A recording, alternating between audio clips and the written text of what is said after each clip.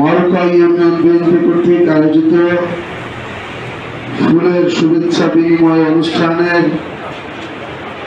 এখানে উপস্থিত মারুকা ইউনিয়নের নবনির্বাচিত কমিটির বিপ্লবী সভাপতি জনাব জাহাঙ্গীর আলম মিয়াজি, আমাদের মধ্যে আছেন মারুকা ইউনিয়ন বিএনপি নবনির্বাচিত কমিটির বিপ্লবী সাধারণ সম্পাদক মহসিন আহমেদ গাজী, আমাদের মধ্যে উপস্থিত আছেন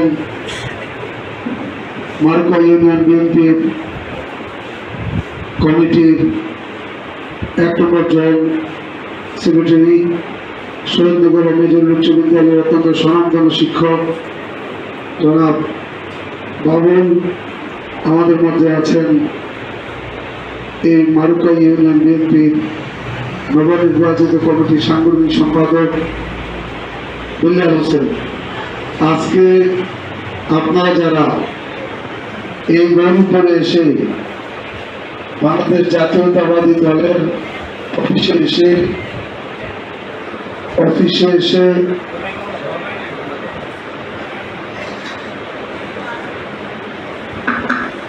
আপনারা ফুল দিতে এসছেন, আমি আপনাদের সাথে কথা বলার পূর্বে আমি প্রথমেই আমাদের প্রাণপ্রিয় নেতা বাংলাদেশ জাতীয়তাবাদী দল কেন্দ্রীয় নির্বাহী সংসদের কেন্দ্রীয় নির্বাহী কমিটির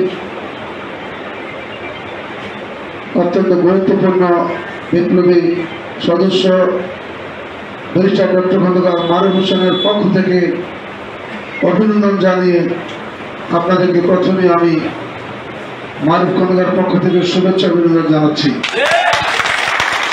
বন্ধুরা আমার, কিছুদিন পূর্বে মারুকা ইউনিয়নের দ্বিভাষিক সম্মেলন আমরা সম্পূর্ণ করেছি।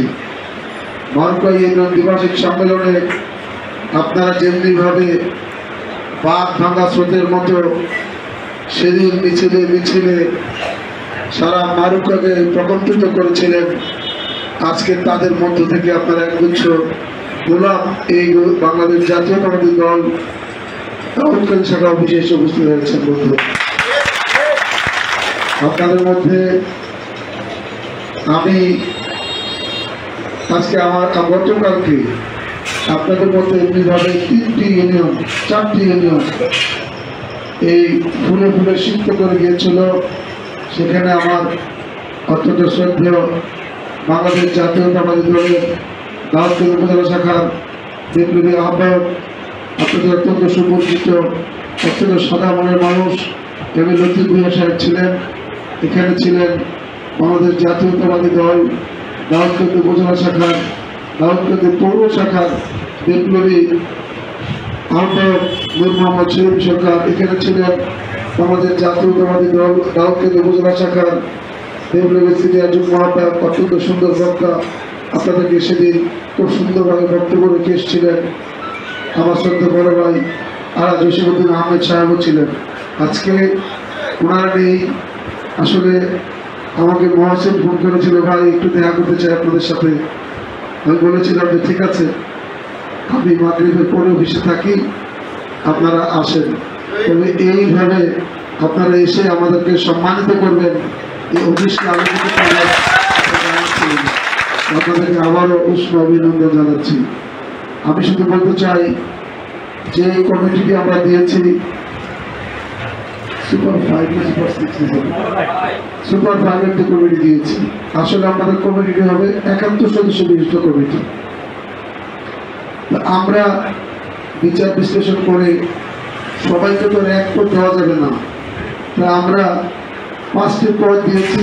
এই 5 জন বসে আলাপ আলোচনা করে আপনাদের সকলকে নিয়ে একটা পূর্ণাঙ্গ কমিটি 71 সদস্য বিশিষ্ট কমিটি ঘোষণা করবে।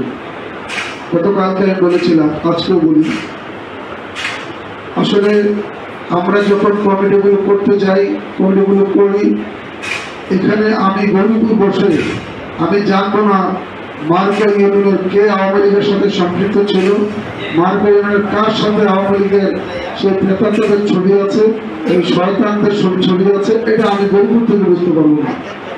আপনাদের কমিটিগুলো যখন হবে, এই আজকের সুপার ফাইভ এবং ওয়ার্ড কমিটির নেতারা যখন বসবেন, আপনারা এই দিকটা লক্ষ্য করবেন যাতে করে একটি লোক, আওয়ামী লীগের একটি লোক যেন কোনো অবস্থাতেই একদম তৃণমূলের সদস্য যেন আমাদের কমিটিতে আসতে না পারে।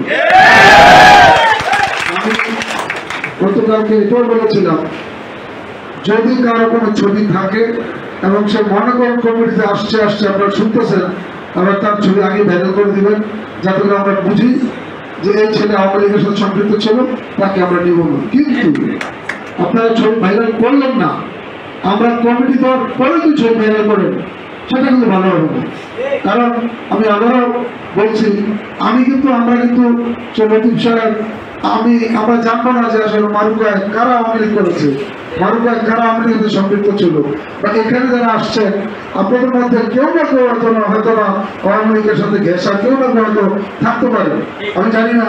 তবে যদি থেকে থাকে, আগামী আমাদের যে অনুষ্ঠানগুলো হবে এই অনুষ্ঠানগুলো দয়া করে আপনারা কেউ আসবেন না। আওয়ামী লীগের কোনো লোকের প্রয়োজন নাই। বাংলাদেশ জাতীয়তাবাদী দলে ডক্টর খন্দকার মারুফ হোসেন, ডক্টর খন্দকার মোশাররফ স্যার এমনকি কর্মী তৈরি করে রেখেছেন যে কর্মীদেরকে আমরা এই ৭১ বিশ্ব কমিটিতে স্থান দেওয়ার পরে বাকি যারা থাকবে তাদের কোথায় স্থান দেব। তো কাজেই আমাদের অন্যখান থেকে হাওলাত করে আনার কোনো প্রয়োজন নাই। এটা ডক্টর খন্দকার মারুফ হোসেন সাহেব বলছেন যে আসলে আওয়ামী লীগের একটি উচ্ছিষ্ট ডাস্টবিন, এই ডাস্টবিনের ময়লা দিয়ে আমাদেরকে নিশ্চয়ই আপনারা এটা করবেন না যে ডাস্টবিনের ময়লা গায়ে লাগবে, নিশ্চয়ই চান না। কাজেই এই ডাস্টবিনের কারণে আপনারা কমিটিতে আনবেন না। আমি